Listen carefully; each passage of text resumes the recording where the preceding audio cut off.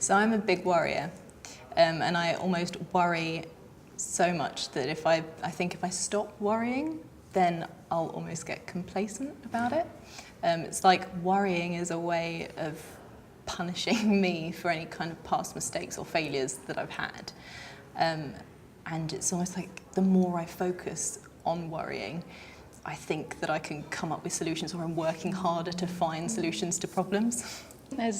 I used to be completely like that, just really kind of obsessive worrying, thinking that I had to find perfect solutions, and if I could just overthink it enough, then I would find that one perfect solution.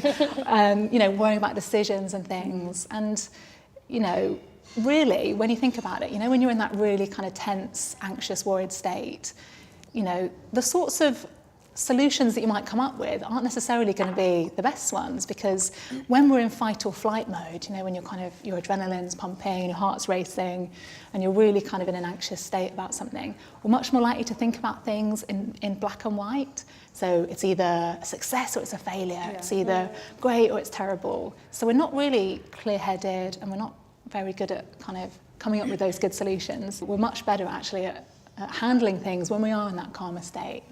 And I would say if you get into that cycle of worrying about something and feeling like you can't stop, write it down. Don't let it just circle your head unattended to. Once you get it written down, I think it's in black and white.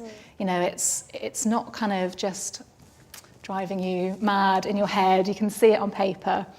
And, once you've got it written down, just thinking, which of these worries are things that I can control and which things are outside of my control. And, I think just getting it written down can help you to get that clarity. So the things that you do have some control over, thinking about, is there any action you can take? So is there anything that you can do now to try to sort of take some action on that thing that you're worrying about? So whether it's making a really tiny start on that presentation that you've been putting off, or making that call to tell someone something that you've been kind of putting off telling them, just any kind of action. And then if you can't take any action, if it's one of those worries that are outside of your control, which so many of them are, they're kind of these what ifs, what if this happens, what if I can't cope with that. I think it'd be really helpful to think about what someone else would say if they were answering back to that worry. So choose someone that's really wise, a really loving person.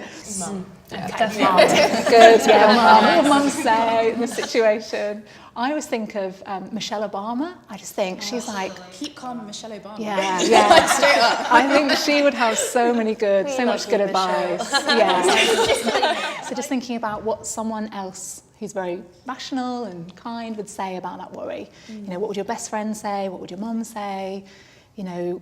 How kind would they be? So often those worries are very self-critical. We're putting ourselves down a lot, I think. And if you can put yourself in your best friend's shoes, because it's amazing, isn't it? When we think about our friends, we can see all the amazing things about them. We can see how great they are. We can see we're so proud of them and all the things they're doing. But when it comes to ourselves, we put ourselves down, and we can't see the wonderful things about ourselves that our friends can see.